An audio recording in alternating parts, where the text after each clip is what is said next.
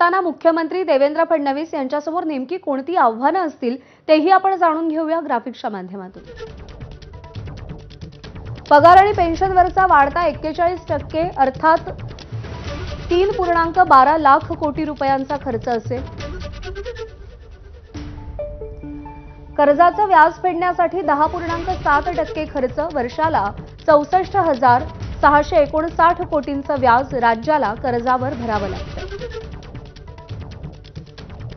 कृषी विकास दरामध्ये 5.7% घट होऊन 3.4%वर तो आलाय। सरकारी अर्थसहाय्य 58,528 कोटींवर, 1,70,546 कोटी रुपयांची वार्षिक अनुदानं। लाडक्या बहिणींचा हप्ता 1,500 वरून 2,100 रुपयांवर नेणं।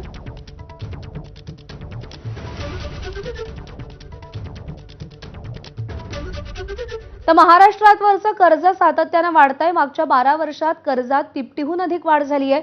ग्राफिक्सच्या माध्यमातून एक नजर टाकूया। तर 2014ला राज्यावरचं कर्ज होतं 2.9 लाख कोटी।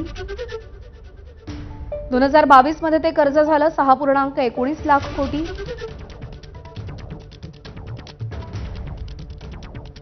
2023 मध्ये ते कर्ज होतं 7.18 लाख कोटी।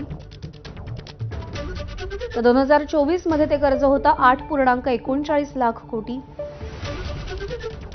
2026 मध्ये कर्जाची रक्कम पोहोचली आहे 9.32 लाख कोटी।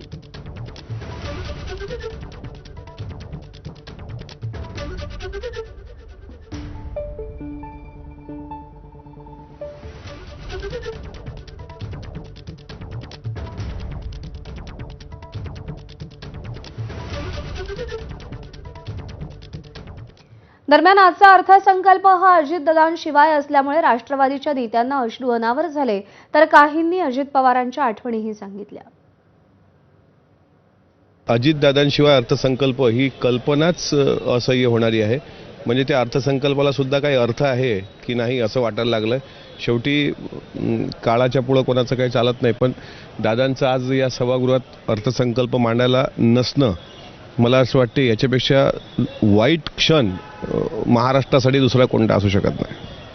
आज सुने सुने हे मधुबन सारे आणि नंद नंदना तुझ्या विनारे, सुन वाटते सर, वाईट वाटते की दादा नसणं।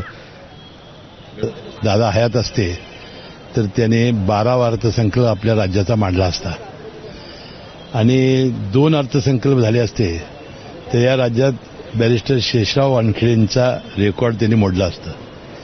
मला वाटतं या बजेटमध्ये अजितदादांनी जे स्वप्न पाहिलं होतं 6 मार्चलाच बजेट सादर करणार हे त्यांनी ठरवलं होतं। मी मुख्यमंत्री महोदय देवेंद्र फडणवीसचा अतिशय आभारी आहे की त्यांनी दादांची तारीखच ठेवली आणि ते आज अर्थसंकल्प सादर करतायत। या अर्थसंकल्पामध्ये दादांचं ज्या भावना होत्या, ज्यांचं स्वप्न होतं ते अधुरं स्वप्न पूर्ण होईल असा मला विश्वास आहे। आज भावना तर एकदम दुःखद आहेत, कारण का आम्हाला सर्वांना एक सवय लागली अर्थसंकल्प म्हणलं की दादा, आणि दादा अर्थसंकल्प सादर करायचे ते त्यांचं स्पीच द्यायला सुरुवात केल्यानंतर दादांचं ते बेधडक बोलणं, त्यांचा एक हजरजबाबीपणा, त्यांचा एक विनोदी स्वभाव, अशा अनेक पैलू अनेक गोष्टी दादा अर्थसंकल्पामध्ये मांडायचे। आणि निश्चित प्रकारे आम्हाला अर्थसंकल्पामध्ये दादांची आठवण ही निश्चित प्रकारे आल्याशिवाय आम्हाला सर्वांना राहत नाही। दादा होते आणि दादांची पावलोपावली आम्हाला सर्वांना खूप आठवण येत असते। माझ्यासाठी तर खूप मोठा आधार होते, त्याच्यामुळे सभागृहात पण खूप मन विचलित आहे। एक भाषण करायची आणि दादा समोर नेहमी असायचे, दादा कंटिन्यू सभागृहात असायचे, त्याच्यामुळे दादांपुढे भाषण करण्याची प्रत्येक आमदाराची एक तळमळ राहायची। मग त्याला शाबासकी असेल किंवा झालेल्या चुका सुधारवण्याची एक संधी आम्हाला मिळायची। पण आज तो वडीलधारा धाक म्हणतात ना, तो नाही आहे, पण तरी आम्ही राष्ट्रवादी पक्ष म्हणून नक्कीच या महाराष्ट्रासाठी दादांचं विजन घेऊन पुढे चालणार आहोत। आणि यानंतर पुढच्या बातमीकडे वळूयात। मराठा उपसमितीची काल मुंबईमध्ये महत्त्वाची